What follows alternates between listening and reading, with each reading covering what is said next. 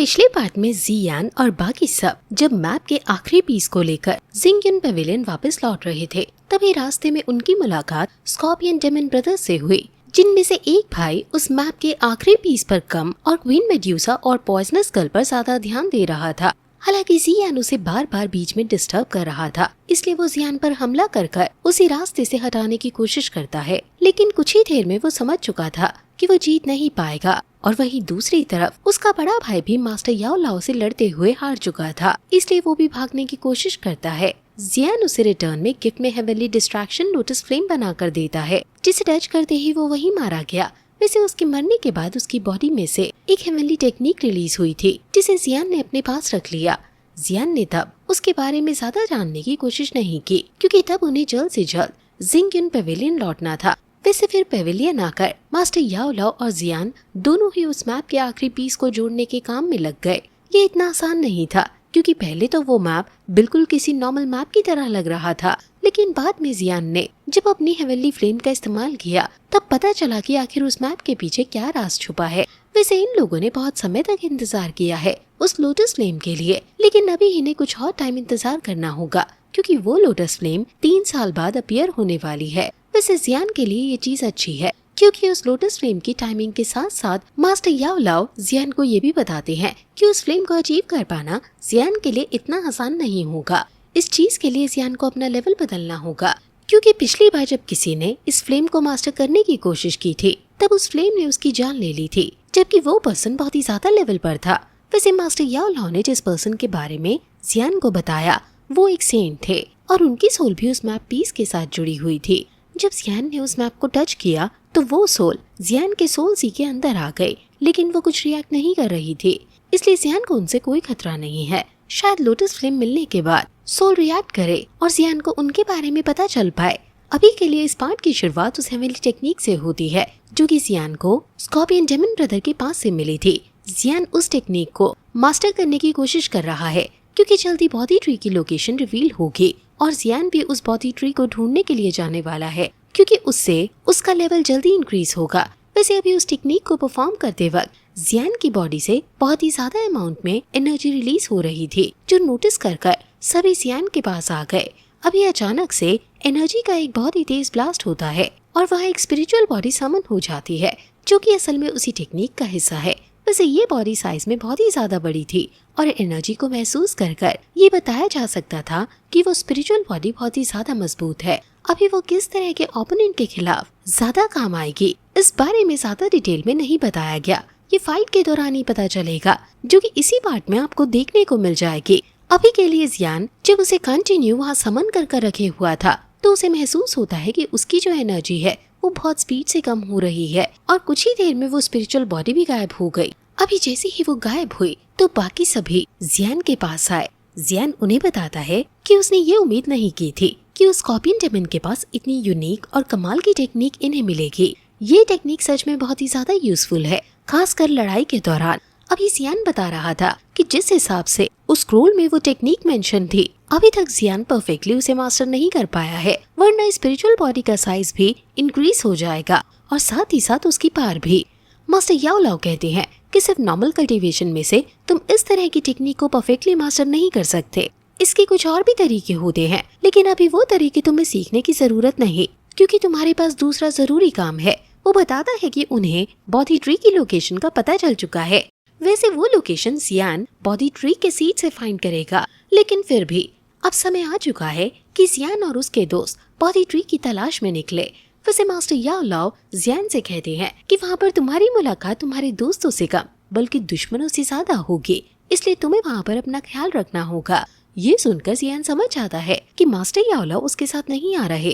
वैसे जियान के बाकी सभी दोस्त तैयार थे जियान के साथ जाने के लिए, लेकिन इतने में ही मास्टर याओ लाओ लॉर्ड त्यान हाओ से कहते हैं कि तुम यहीं रुक जाओ, मुझे तुमसे कुछ काम है। लॉर्ड त्यान हाओ अभी तुरंत ही इस चीज के लिए मान गए थे। वैसे मास्टर याओ लाओ को ये चीज पता है कि वहाँ बहुत ही ज्यादा खतरा होने वाला है, इसलिए वो जियान के साथ भले ही ना जा रहे हो, लेकिन उसे एक समनिंग स्टोन देते हैं और ये चीज खास कहते हैं कि जब भी वो किसी प्रॉब्लम में फंसे तो प्रॉब्लम खुद सॉल्व करने के बजाय उस समनिंग स्टोन को ब्रेक कर दे, जिससे मास्टर याओ लाओ वहाँ समय पर पहुँच सके।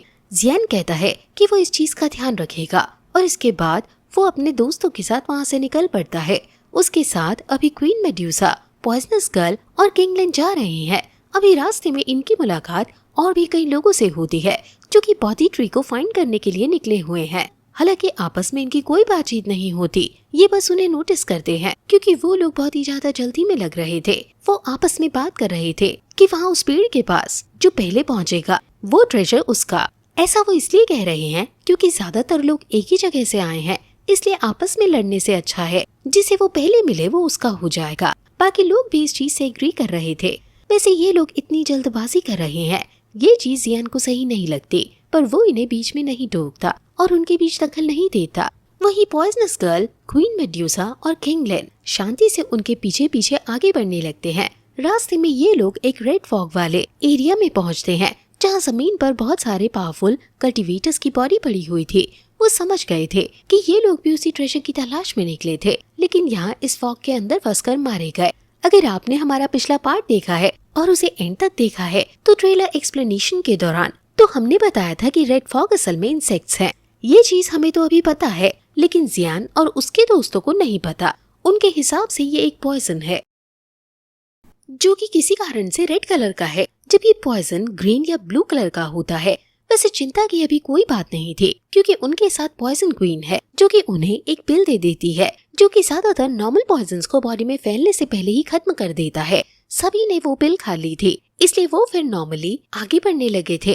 रास्ते में उन्हें और कई कल्टीवेटर्स की बॉडी दिखती है। ये कल्टीवेटर्स इतना दूर आकर इसलिए मरे क्योंकि उनका लेवल बाकियों से ज्यादा था, इसलिए ये ज्यादा दूर तक सरवाइव कर पाए। उनमें से कुछ कल्टीवेटर्स को ज्यादा ही लेवल पर थे जो कि इजीली इस तरह के पॉइजन को रोक सकते हैं। मतलब नॉर्मली किसी पॉइजन का असर उनकी बॉडी पर नहीं होता। जियान और बाकी सभी ये देखकर थोड़े से हैरान हो चुके थे। वो आगे बढ़ना रोक देते हैं और वहीं रुककर पहले उस पॉइजन का इलाज सोचते हैं। अभी पॉइजनस गर्ल ने वहाँ फैली उस रेड गैस को जब चेक किया तो उसे पता चला कि ये कोई गैस नहीं बल्कि बहुत ही छोटे छोटे इंसेक्ट्स हैं जिन्हें नॉर्मली देखा ही नहीं जा सकता। उनका साइज बहुत ही ज्यादा छोटा होता है, लेकिन वो गिनती में इतने ज्यादा हैं कि इस तरह से देखने पर वो फॉग की तरह दिखाई दे रहे हैं। अभी जब उसने पास ही हमला किया तो कुछ इंसेक्ट्स मारे गए और वो जगह क्लियर हो गई। बाद में वहाँ फिर से इंसेक्ट्स फैल गए थे, लेकिन ये चीज क्लियर हो चुकी थी कि वो कोई गैस नहीं बल्कि इंसेक्ट्स हैं। और बाकी कल्टीवेटर्स भी इसलिए मारे गए क्योंकि उन्हें लगा कि वो पॉइजन है और पॉइजन उनकी बॉडी पर कुछ फर्क नहीं करता, पर वो इंसेक्ट उनकी बॉडी पर असर जरूर कर रहे थे। वो उनकी बॉडी के अंदर चले गए और उनके सेल्स को खत्म कर दिया। वैसे पॉइजन गर्ल कह रही थी कि इस चीज का पता उसे पहले ही चल जाता, लेकिन उसकी बॉडी का पॉइजन इन इंसेक्ट्स को अंदर आते ही खत्म कर दे रहा था, इसलिए उसे असर महसूस नहीं हुआ। वैसे जियान की बॉडी में भी बहुत सारे इंसेक्ट थे, लेकिन उसकी हेवनली फ्लेम ने उन्हें खत्म कर दिया। जियान समझ गया कि इन्हें कैसे रोकना है। वो तुरंत क्वीन मेड्यूसा और किंगलैंड के पास आता है और अपनी हेवनली फ्लेम की मदद से उनकी बॉडी के अंदर फैले हुए इन इंसेक्ट्स को भी खत्म कर देता है। और बाद में ये चीज फिर से ना दोहरानी पड़े, इसलिए उसने एक हेवनली फ्लेम का बैरियर क्रिएट कर दिया था जो कि आसपास के इंसेक्ट्स को उनके पास आने से रोक रहा था, बल्कि जो आसपास के इंसेक्ट थे वो खुद ब खुद दूर भाग रहे थे क्योंकि हेवनली फ्लेम गर्म होती है और पॉइजनस इंसेक्ट्स कोल्ड ब्लडेड होते हैं। खैर अब रास्ता क्लियर हो चुका था, इसलिए ये शांति से फिर से आगे बढ़ना शुरू कर देते हैं। कुछ ही देर में इन्होंने उस पॉइजनस इलाके को, मतलब इंसेक्ट से भरे हुए इलाके को पार कर लिया था।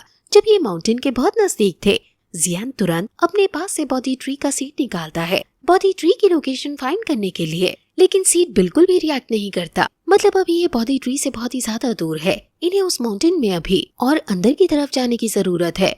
अभी वैसे तो ये लोग आगे बढ़ते, लेकिन इतने में ही इन्हें कुछ धमाके की आवाज सुनाई दी।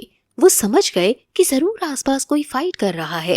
अब ये कमाल की बात थी कि बॉडी ट्री अभी सामने आया भी नहीं है और लोग लड़ने भी लगे, लेकिन फिर क्यूरियोसिटी के लिए ये लोग देखने आगे बढ़ते हैं कि आखिर लड़ कौन रहा है। इसी बीच हमें देखने मिलता है कि असल में यूनियन, यानरैन और साथ ही फ्लावर सेक्ट से आए हुए वो लोग थे जो कि सभी बॉडी ट्री के लिए उस माउंटेन पर आए हुए हैं। वैसे ये लड़ नहीं रहे बल्कि ये किसी से बचकर भाग रहे हैं, और जिससे ये भाग रहे थे वो था प्रोफाउंड स्काई सेक्ट का यंग मास्टर या हुआ।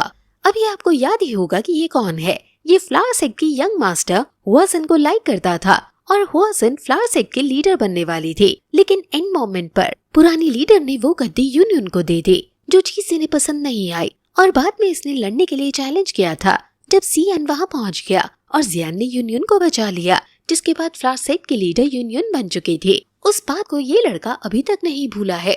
उसने देखा कि फ्लावर सेक्ट वाले यहाँ हैं, तो इसने सोचा कि क्यों ना बदला लिया जाए, और बदला भी इसने बिल्कुल सही मोमेंट पर लिया। ये फ्लावर सेक्ट वाले मतलब यूनियन किसी और से फाइट कर रहे थे। उसी दौरान ये लोग बीच में टपक पड़े और इन पर हमला करना शुरू कर दिया। यूनियन जानती थी कि हुआजिन को नहीं हरा पाएगी। इसका कारण ये है कि हुआजिन के साथ अभी उनके प्रोफाउंड स्काई सेक्ट का चीफ तियानमिंग भी है, जो कि अच्छे खासे लेवल पर है। साथ ही उनके बहुत से एल्डर और डिसाइपल्स भी थे, जिनका लेवल यूनियन के साथ आए हुए सभी फीमेल डिसाइपल से ज्यादा है। इसलिए यूनियन ने फैसला किया कि वो वहाँ से बचकर भागेंगे। इस बीच उनके कुछ डिसाइपल्स बीच में ही मारे गए और कुछ को यूहाओ और बागियों ने पकड़ लिया। अभी रास्ते में या हुआ यूनियन पर हमला कर उसका रास्ता रोकता है। बाकी डिसाइपल्स भी वहीं रुक जाते हैं। इस बीच या हुआ के साथ में यूनियन की ही दूसरी डिसाइपल का कपड़ा था। वो उस कपड़े को यूनियन की तरफ फेंकता है और कहता है कि तुम हमसे बचकर नहीं भाग सकते। यूनियन को अपने डिसाइपल की चिंता होती है, इसलिए वो पूछती है कि आखिर वो कहाँ है। तो या हुआ कहने लगता है कि तुम्हें ये सब पूछने की जरूरत नहीं, मैंने उसके साथ कुछ नहीं किया, या यूँ कह लो कि मुझे कुछ करने का मौका ही नहीं मिला। मैं यहाँ अकेले थोड़ी आया हूँ, हमारे साथ बहुत सारे डिसाइपल्स आए हैं और मुझे सबका ख्याल रखना होता है। अभी वहाँ दूसरी तरफ प्रोफाउंड स्काई सेक्ट के चीफ ने भी एक दूसरी लड़की को पकड़ लिया था। साथ ही वो बाकी डिसाइपल से कहता है कि यूनियन और उसके अप्रेंटिस मतलब यान रैन को छोड़कर वहाँ जितनी भी फीमेल डिसाइपल्स हैं वो सब उनकी हो जाएंगी, लेकिन इसके बदले यहाँ से किसी को भी भागने नहीं देना है। जो सुनकर सभी बाकी डिसाइपल्स बहुत ज्यादा खुश हो चुके थे। वैसे वहाँ यूनियन भी ये बात जानती है कि वो लोग नहीं जीत सकते, इसलिए वो यान रैन से कहती है कि वो सभी डिसाइपल्स को लेकर यहाँ से भागे। इस बीच यूनियन सभी को रोकने की कोशिश करेगी। अभी यान रैन कहने लगती है कि फिर आपका क्या होगा। इस पर यूनियन कहती है कि तुम्हें मेरी चिंता करने की जरूरत नहीं, ये लोग मुझे टच भी नहीं कर सकते। अगर इन्होंने मुझे हाथ लगाने की कोशिश भी की तो मैं खुद को खत्म कर लूंगी। अभी यूनियन ने तो ऐसा कह दिया, लेकिन ना ही यान रैन मानती है और ना ही बाकी सारी फीमेल डिसाइपल्स। वो अभी साथ मिलकर लड़ने का फैसला करती हैं और लड़ने लग जाती हैं। लेकिन नॉर्मल सी बात थी, या हुआ और बाकी उसके साथ आए हुए डिसाइपल्स ज्यादा ताकतवर थे, इसलिए इनके जीतने का सवाल ही नहीं पैदा होता। वो यूनियन ही थी जो कि थोड़ी ताकतवर थी, लेकिन या हुआ के हमले के सामने वो भी हार रही थी, क्योंकि उसने पहले ही अभी किसी और से फाइट की थी और तुरंत उसे या हुआ से फाइट करनी पड़ रही है। या हुआ इस बार उस पर थोड़ा पावरफुल अटैक करता है और कहता है कि पहले मैं तुम्हें चोट नहीं पहुंचाना चाहता था, लेकिन कोई बात नहीं, अगर तुम लड़ना ही चाहती हो तो तुम्हारी मर्जी। उसकी पॉइजनस पाम अटैक से यूनियन को चोट लग जाती है और यूनियन जमीन पर गिर पड़ती है। इस बीच उसके सभी डिसाइपल्स को भी पकड़ लिया गया था। वो लोग यूनियन को टच भी कर पाते, इसके पहले ही यूनियन खुद को सेल्फ डिस्ट्रक्ट करने लगती है। मतलब वहाँ वो खुद को खत्म कर रही थी। मगर इतने में ही तियान में मतलब प्रोफाउंड स्काई सेक्ट का चीफ कहने लगता है कि तुम तो खुद को खत्म कर लोगी, लेकिन एक बार इन डिसाइपल्स का सोचो, फिर इनका क्या होगा। अभी ये बात सुनकर यूनियन को रुकना पड़ता है।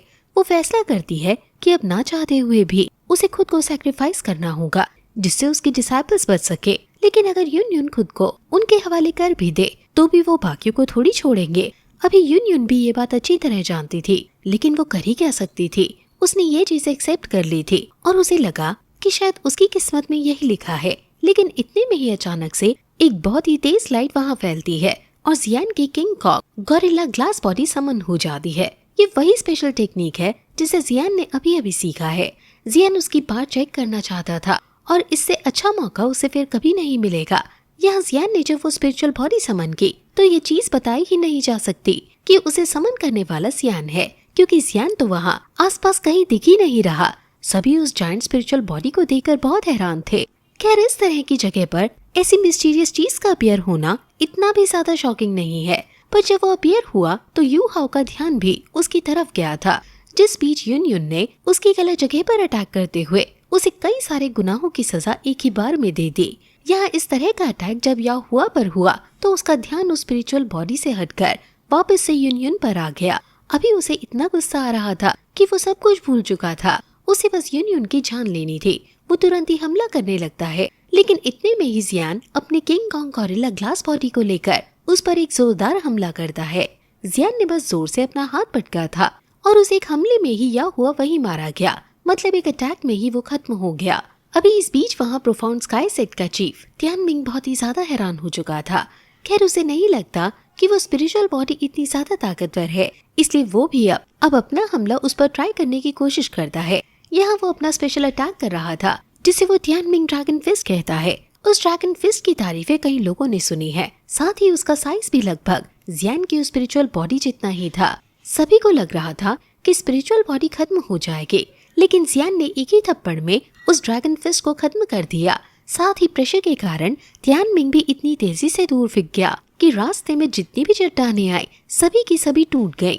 अभी वैसे तो तियानमिंग ठीक था, वो वापस से लौट कर आ चुका था, लेकिन उसके डिसाइपल्स होप खो चुके थे। वो हैरान थे कि उस स्पिरिचुअल बॉडी ने पहले तो उनके यंग मास्टर को एक हमले में ही खत्म कर दिया और फिर उनके चीफ को भी इतना दूर फेंक दिया। साथ ही उनके चीफ का स्पेशल अटैक भी उस स्पिरिचुअल बॉडी पर काम नहीं किया। उनके लिए तो वो स्पिरिचुअल बॉडी किसी गॉड की तरह थी। उन्हें कुछ भी समझ नहीं आ रहा था। वैसे तियानमिंग के अंदर अभी भी कॉन्फिडेंस था। वो सभी से कहने लगता है कि अगर हम मिलकर हमला करें तो इसे इजीली खत्म कर सकते हैं, हमें बस साथ मिलकर काम करना होगा। लेकिन बाकी सारे डिसाइपल्स ऑलरेडी बहुत ही ज्यादा डर चुके थे। वो हाँ या ना भी नहीं करते और तुरंत ही वहाँ से भाग जाते हैं, जो देखकर तियानमिंग को बहुत ही ज्यादा गुस्सा आता है। वो चिल्लाने लगता है कि तुम बचकर भाग तो रहे हो, लेकिन लौटकर तो मेरे पास ही आओगे, और ध्यान रखना मैं तब तुम्हें नहीं छोड़ूंगा। अब ऐसा कहते हुए वो भी खुद जान बचाकर वहाँ उन सभी डिसाइपल्स को खत्म करने जाने वाला था। लेकिन इतने में ही जियान ने अपने king Kong gorilla Glass body से तियानमिंग को किसी मच्छर की तरह मार दिया। लेकिन जियान की उस king Kong gorilla glass spiritual body के जो अटैक है वो थोड़े शॉकिंग है, क्योंकि या हुआ और तियानमिंग दोनों ही सिर्फ एक हमले में मारे गए। इसी वजह से अभी इस अटैक को देखकर जितनी मैं शॉक हूँ उतनी ही वहाँ यूनियन भी थी। वैसे अभी वो स्पिरिचुअल बॉडी भले ही जो भी हो, लेकिन उसने मदद जरूर की है, इसलिए यूनियन और यानरैन साथ ही वो बाकी सारी फीमेल डिसाइपल्स आगे आकर जियान को शुक्रिया कहने लगती हैं। यहाँ अचानक ही जियान की उस स्पिरिचुअल बॉडी के पीछे से क्वीन मेड्यूसा, पॉइजनस गर्ल और किंग लिन निकल कर आते हैं। अभी यूनियन क्वीन मेड्यूसा को तुरंत ही पहचान चुकी थी। साथ ही क्वीन मेड्यूसा ने भी यूनियन को पहचान लिया था, लेकिन वो उसे देखते ही अपना फेस साइड कर लेती है और मन में सोचने लगती है कि यूनियन वहाँ प्रॉब्लम में थी। शायद जियान ने इसलिए इतना जल्दी मदद करने का मन बना लिया, वरना टेक्निक तो बाद में भी चेक की जा सकती थी। खैर अभी क्वीन मेड्यूसा को देखकर यूनियन को एक डाउट होता है कि कहीं वो स्पिरिचुअल बॉडी असल में जियान तो नहीं। लेकिन उसके इस डाउट के साथ ही ये पार्ट यहीं पर खत्म हो जाता है।